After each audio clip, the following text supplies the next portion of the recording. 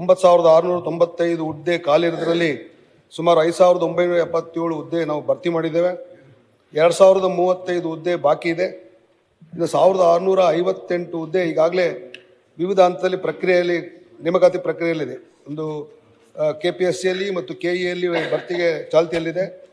ಈಗ 2035 ಈಗ ಮೊನ್ನೆ ನಾವು ಕಳೆದ 2-3 ತಿಂಗಳ ಕೆಳಗೆ ಏನು ಒಳ ಮೀಸಲಾತಿ ಸಂಬಂಧಪಟ್ಟಂತೆ ಚರ್ಚಾ ಸಂದರ್ಭದಲ್ಲಿ ತಾತ್ಕಾಲಿಕವಾಗಿ ಹುದ್ದೆಗಳನ್ನು ಭರ್ತಿ ಮಾಡೋದನ್ನು ಒಳ ಮೀಸಲಾತಿ ಮುಗಿದ ನಂತರ ಮಾಡಬೇಕು ಅನ್ನೋ ತೀರ್ಮಾನ ತಗೊಂಡಿರೋ ಹಿನ್ನೆಲೆಯಲ್ಲಿ ಈ 2035 ಒಳ ಮೀಸಲಾತಿ ಆದ ತಕ್ಷಣವೇ ಈ ಪ್ರಕ್ರಿಯೆ ಪ್ರಾರಂಭ ಆಗುತ್ತೆ ಅನ್ನೋ ಮಾತನ್ನು ಹೇಳಲಿಕ್ಕೆ ಬಯಸ್ತೇನೆ. ಸಭಾಪತಿಗಳೇ, ಈಗಾಗಲೇ ಈ ಸಮಸ್ಯೆ ಇದೆ ಅನ್ನೋದನ್ನು ನಮ್ಮ ಕ್ಯಾಬಿನೆಟ್ ಸಬ್ ಕಮಿಟಿ ಗುರುತಿಸಿದೆ. ಇದನ್ನು ಎಲ್ಲಿರ್ತಕ್ಕಂಥದ್ದು ಪ್ರಮೋಷನ್ ಮೇಲೆ ಮತ್ತು ಸೀನಿಯಾರಿಟಿ ಮೇಲೆ ಸ್ವಲ್ಪ ಇಶ್ಯೂಸ್ ಇದೆ.